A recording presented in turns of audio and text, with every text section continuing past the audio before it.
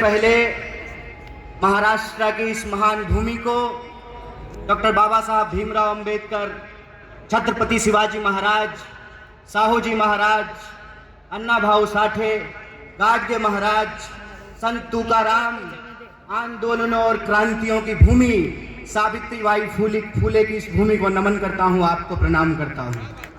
साथियों, बिना किसी औपचारिकता के मैं सम्मानित मंच का अभिनंदन करते हुए आप तमाम भारतीय राष्ट्रीय कांग्रेस के एक एक कार्यकर्ताओं का, समर्थकों का, मतदाताओं का, देश के कोने कोने में किसी भी माध्यम से इस कार्यक्रम से जुड़े हुए कांग्रेस परिवार के एक एक सदस्य को पार्टी की स्थापना दिवस के मौके पर हार्दिक बधाई देता हूं, आपका हार्दिक अभिनंदन करता हूं।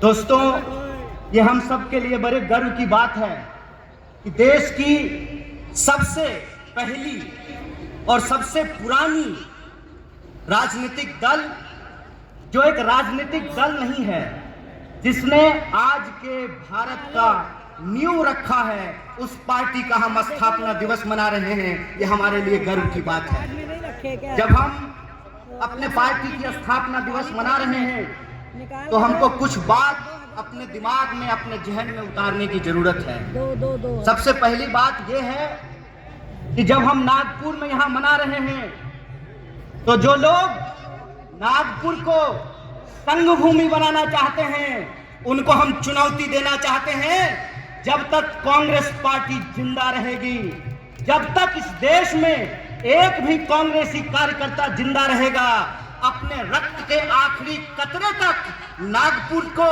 संघ भूमि नहीं, दीक्षा भूमि बना करके रखेगा। इस बात को याद रखिएगा, इस बात को याद रखिएगा कि जिस देश में हत्यारों का गाना गाया जा रहा है, उस देश में महात्मा गांधी पैदा हुए हैं। और महात्मा गांधी ने जिस पार्टी को बनाया है, जब तक वो पार्टी जिंदा रहेगी, तब तक आप इंसान को इंसान से नहीं लड़ा सकते हैं। हम बोलते रहेंगे, रघुपति राघव राजा राम, पतित पावन सीताराम, ईश्वर अल्लाह तेरो नाम, सबको सन्मति दे भगवान। हम यह तराना गाता रहेंगे, इस बात को याद रखिएगा।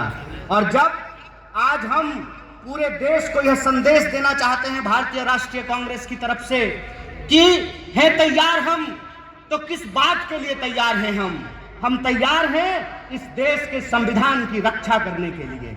आप तैयार हैं कि नहीं है? इतनी जोर से आवाज लगाइए कि यह आवाज नागपुर से दिल्ली तक पहुंचनी चाहिए। आप तैयार हैं कि नहीं है? तैयार है। हम तैयार हैं इस देश की जमहूरियत को बचाए रखने के लिए। हम तैयार हैं इस देश में कमर तोड़ महंगाई को समाप्त करने के लिए। हम तैयार हैं इस देश के नौजवानों को रोजगार मुहैया कराने के लिए।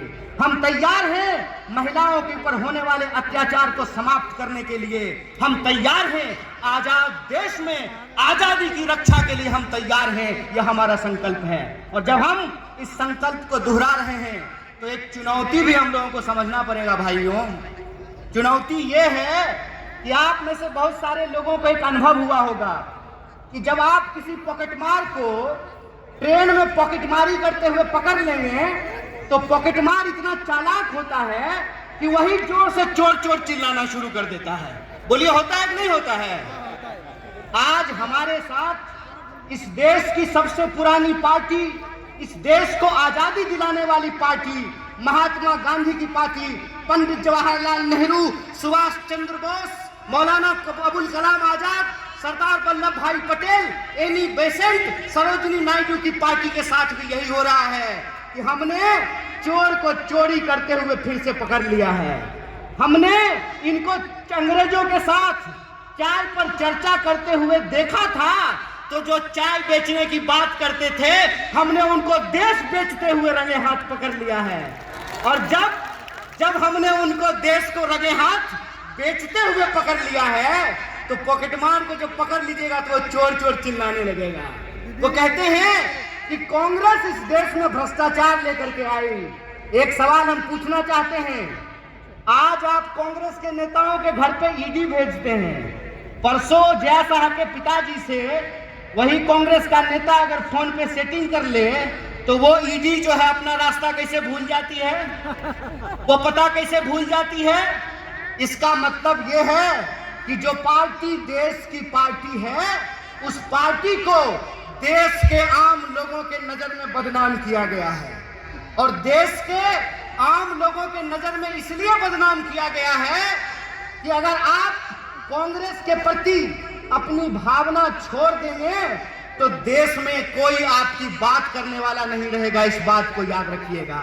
इसीलिए इस मंच से मैं आप तमाम लोगों से एक बात की अपील करना चाहता हूं कि हे कांग्रेस के कार्यकर्ताओं, जब आप चाय की दुकान पर बैठते हैं, जब आप ट्रेन से यात्रा करते हैं, जब आप बसों में चलते हैं, जब आप खेतों में चर्चा करते हैं, दफ्तरों में चर्चा करते हैं, तो एक बात को याद रखिएगा, एक बात को याद रखिएगा कि सामने वाला जब आपको जलील करता है ना, तो वो आपको जलील करने से पहले अपने माँ बाप को जलील कर रहा होता है, अपने पूर्वजों को जलील कर रहा होता है। क्योंकि कांग्रेस पार्टी इस देश का इतिहास है, वर्तमान है और इस देश की आम आवाम का भविष्य है। यह बात हमको समझना पड़ेगा।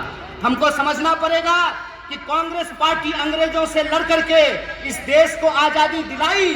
आजाद भारत में पहली बार ऐसा हुआ कि दलितों को और ब्राह्मणों को बराबरी का वोट का अधिकार मिला। आजाद भारत में पहली बार ऐसा हुआ कि महिलाओं और पुरुषों को बराबरी का वोट का अधिकार मिला। आजाद भारत में पहली बार ऐसा हुआ कि राजे राजवाड़ा का वोट भी एक और नाली में उतर करके